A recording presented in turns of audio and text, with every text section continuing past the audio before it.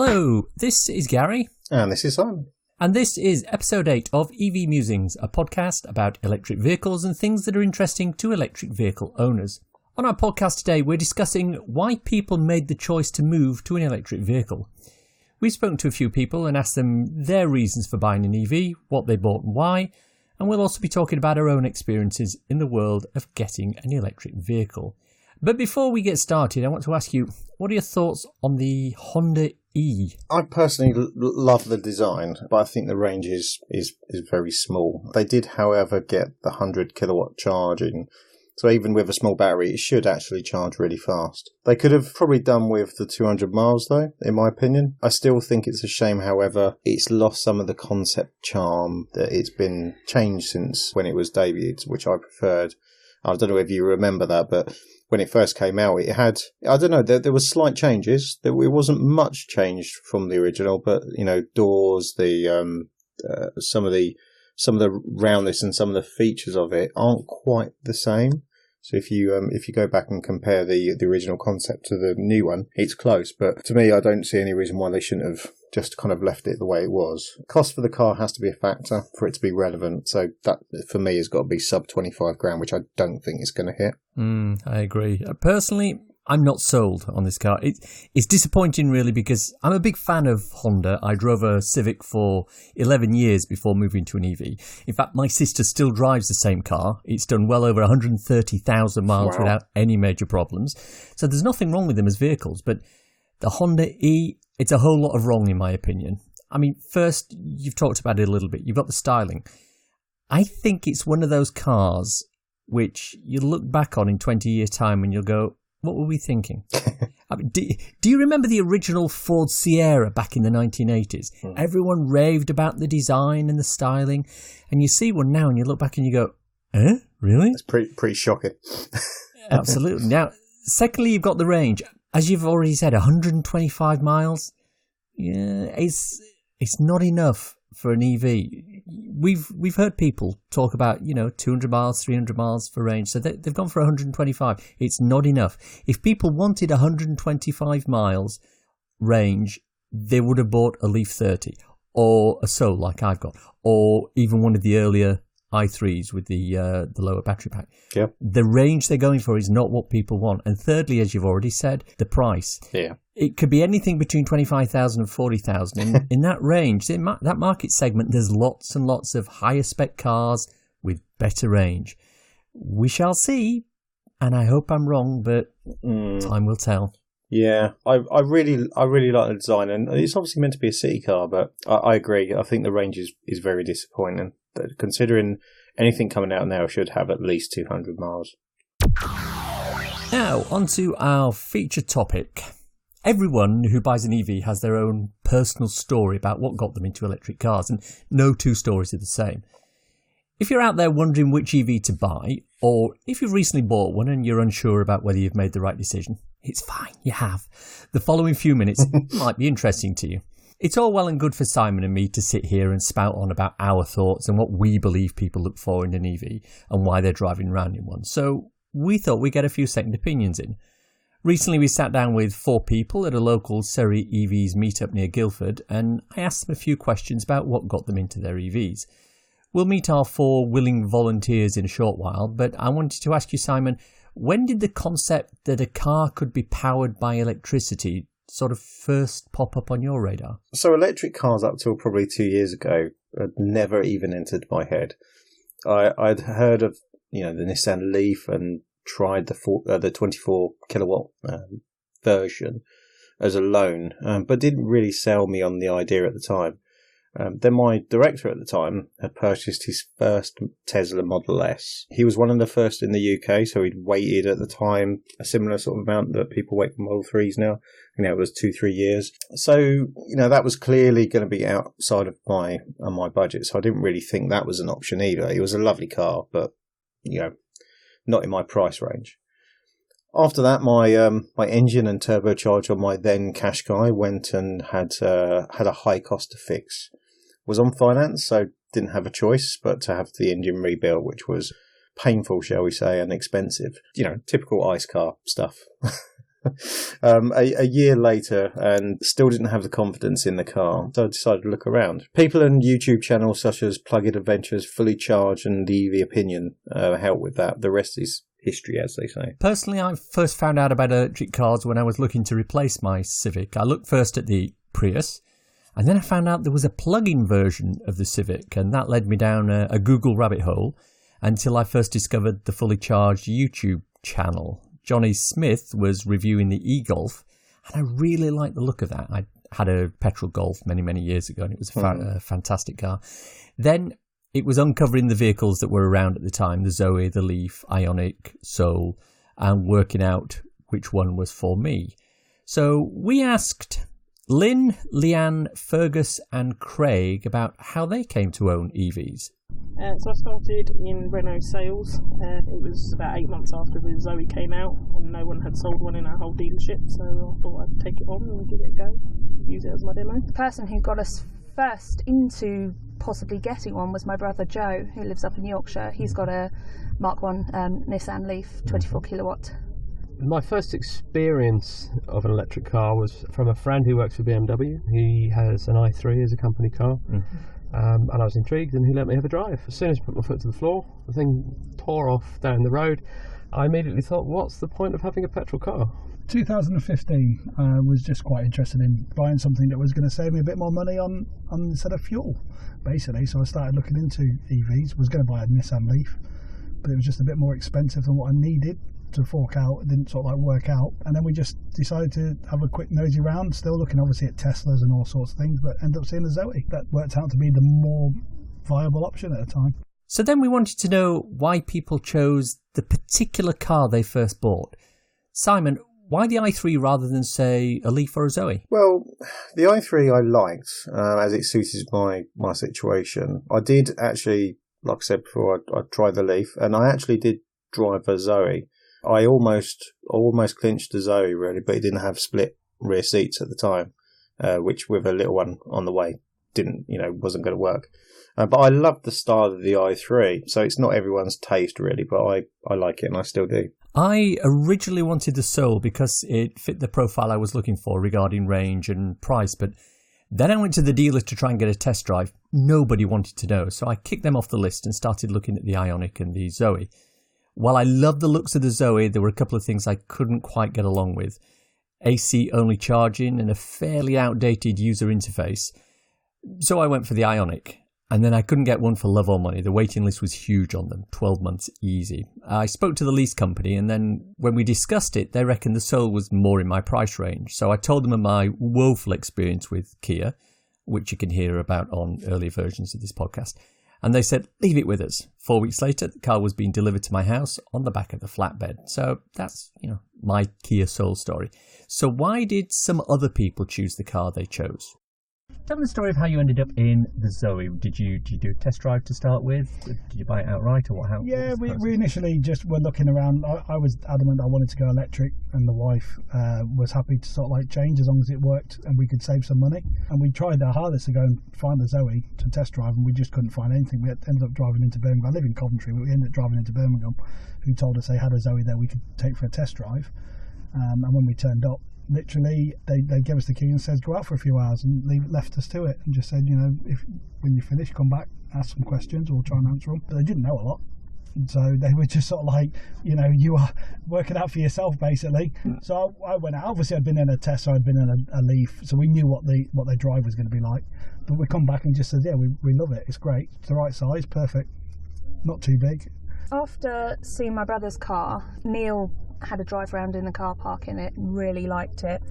We ended up having some problems with my old diesel Golf, and it got to the point where, given the age of the car and the cost to repair it, we decided it wasn't worth it. Neil made some inquiries into the Nissan Leaf at our local Nissan dealership, and he found out that he could get very good scrappage on my Golf towards the Nissan Leaf.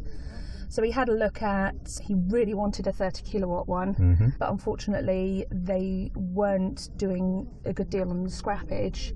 for the 30 kilowatt, only for the 24. What he then did was tried to find the lowest mileage 24 kilowatt Leaf that he could. One came up that he really liked. It's exactly the same colour as my brother's, so kind of got twin cars, except we've got the Tecna, he's got the Accenta, and that's kind of where it's been. Did you ever consider anything other than a Leaf? At the time, no. We didn't sort of really have much insight into EVs at that stage, or certainly weren't part of an EV community back then. And so the Leaf seemed like the option, plus Neil had had the opportunity to drive my brother's car, and we were on quite a deadline because my car was going to fail the MOT. So it very much came to the point where we were just like, we're going to get the Leaf, we're going to get rid of the Golf, and I got Neil's old car, Neil got the Leaf, and no, we love it, absolutely love it. Primarily it had to be cheaper to lease than I was spending on petrol. So I had a budget of £250 a month. I didn't like the look of the Zoe. I've always owned Japanese cars, so I was willing to go Korean. Couldn't bring myself to lease a French car. I'm not quite as biased now, I would consider it.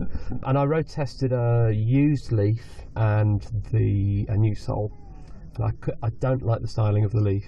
They drive fairly similarly, but I like the kind of lifestyle vehicle appearance of the Soul. It's perfect for me. Drove it, was very impressed. And it seems a no-brainer. No more cam belts, no more oil leaks. Simon, you and I both know people who've bought EVs. Does it seem to you that there isn't one single reason why they chose them? Everyone seems to have a different story. Some of it is style of the car, like me. Some of it is how practical it is then for, such as range, for instance. That's a big factor I found. One reason that's always touted when EVs are mentioned is the fact that although they're often more expensive to buy than an equivalent ICE car currently, the running costs are a lot lower. We asked our interviewees what sort of cost savings they were making. Massive, because I don't have any home charging, so I use public charging only. With the Polar network, you pay the £7.65 a month, and then generally a lot of the charges around me at least are completely free.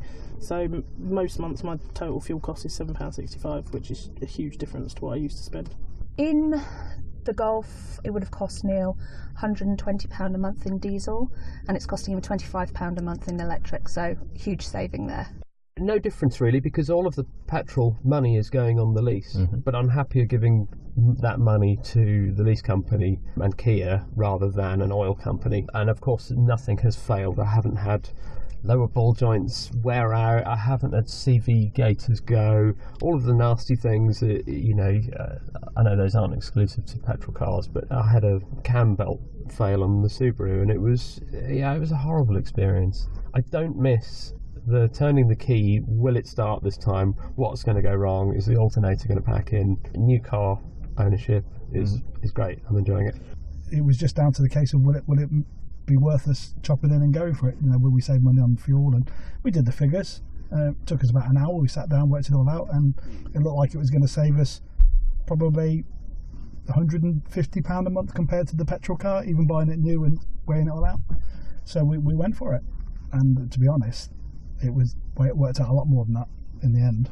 I have a similar story. For 12,000 miles a year in my Civic, I was spending around £2,000 on fuel. Add to that about £1,000 for servicing, MOT, etc.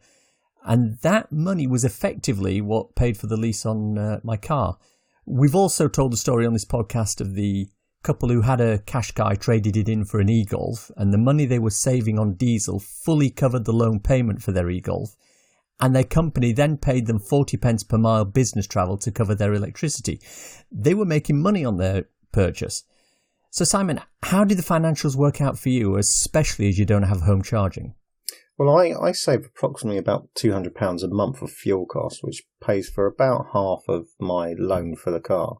The maintenance plan that actually came with the car, that's for 3 years, so no service charges. Obviously no vehicle excise duty or congestion charge or ULEZ charge in London. There's savings all round, really. Indeed. We did an episode recently about range anxiety. It seems to be something that's quite prevalent amongst people who've never actually driven an EV. So we wanted to know if this was something that was important for our interviewees. I won't lie, we did have a situation recently where we were driving down to Swindon and the charger we were planning to use was blocked off. The sat-nav hadn't told us that the services were blocked off.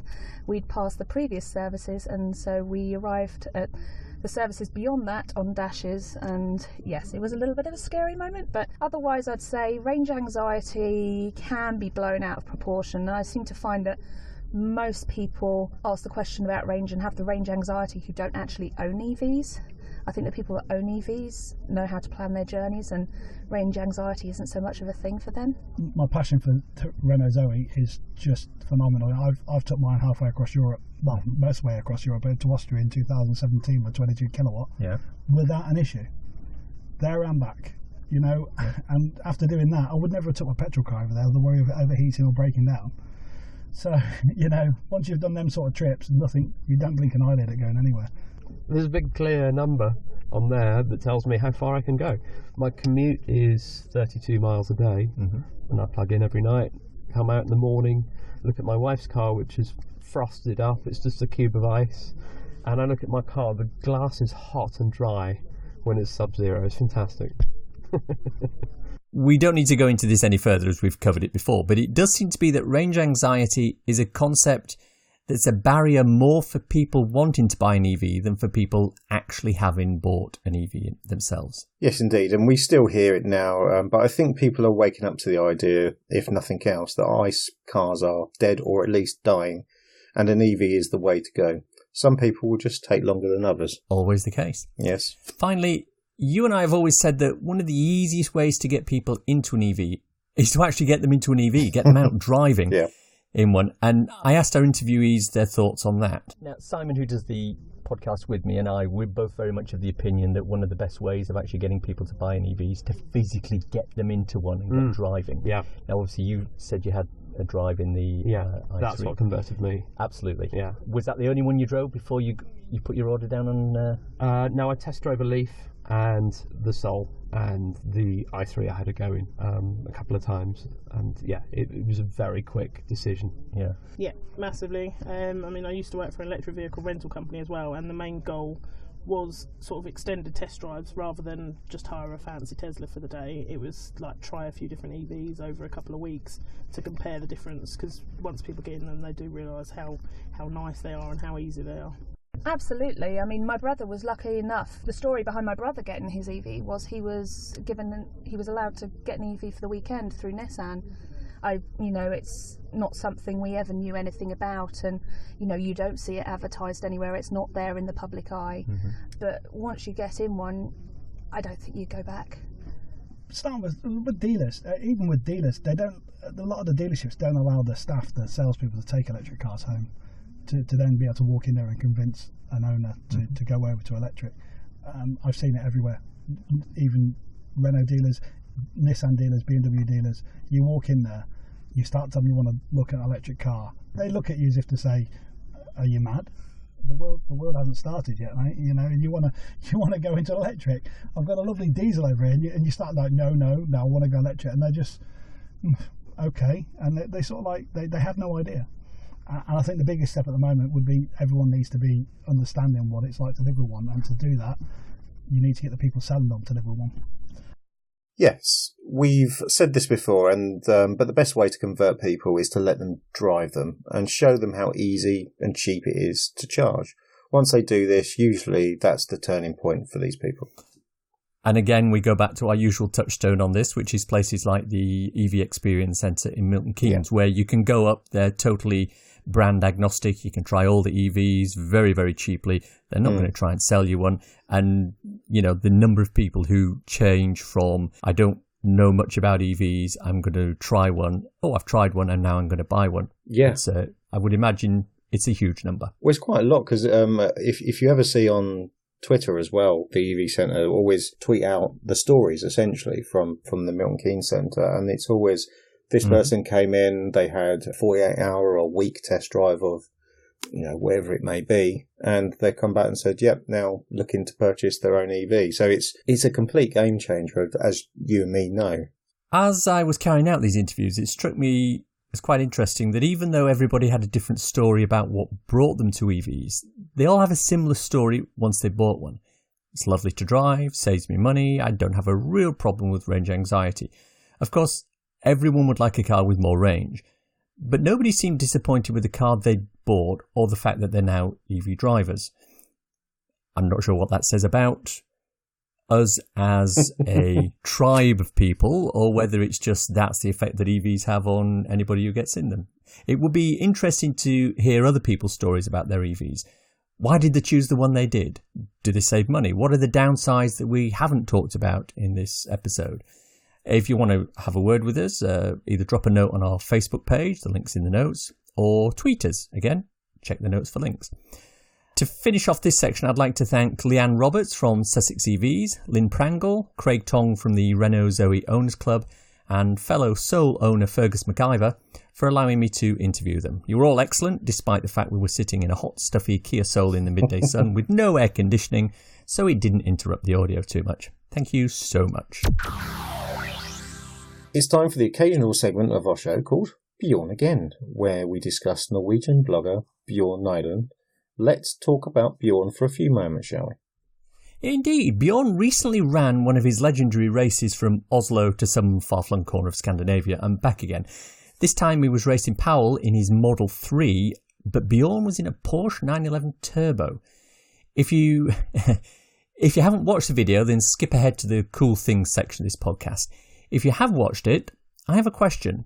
How accurate do you think it was? So they put in place certain rules. No speeding, charge, refuel, wherever you want, but no eating in the vehicles.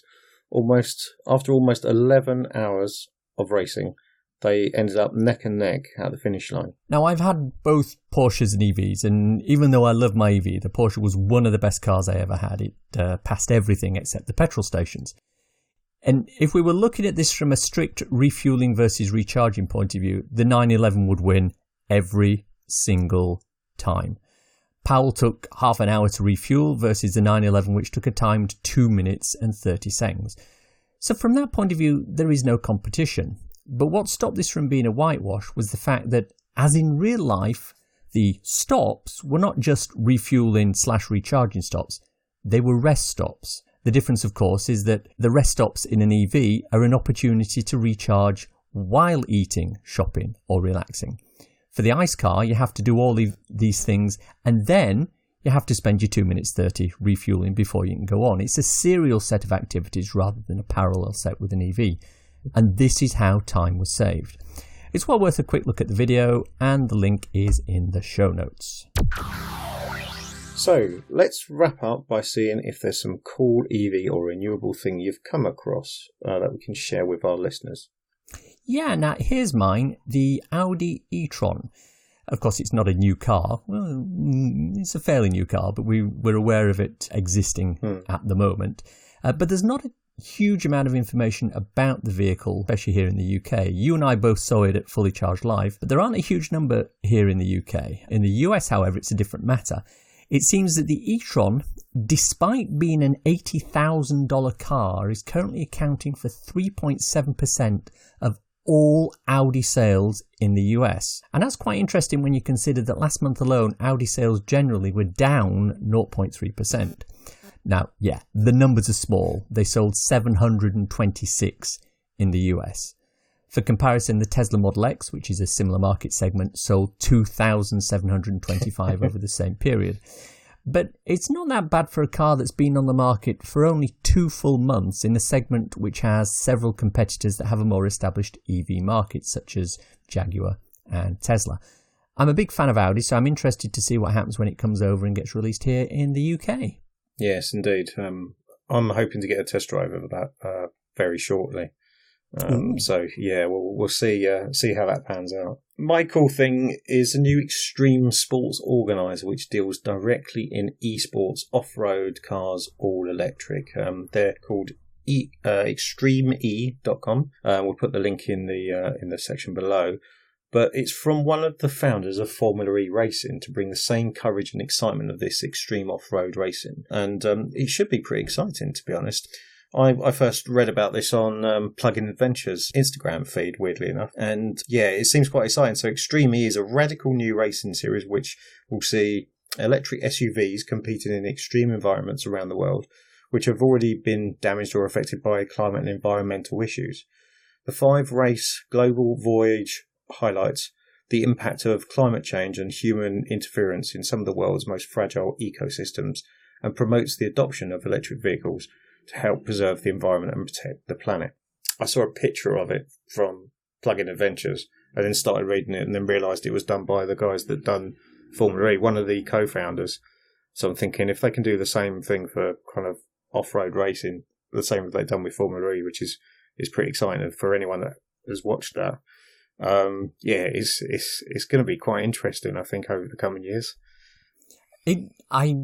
I'm on the fence about the concept at the moment in terms of how they're actually doing it. The other co-founder is Gilles de Ferran, who is an ex-race car driver, is an Indy 500 winner, and holds the lap record at the California Speedway of an average of, I think, 240 miles an hour. Which Silly. is absolutely ludicrous. But yeah, the whole thing is they've, as far as I can work out from reading the website, is they've bought or leased an ex-Coast Guard ship, which they're retrofitting to be environmentally friendly.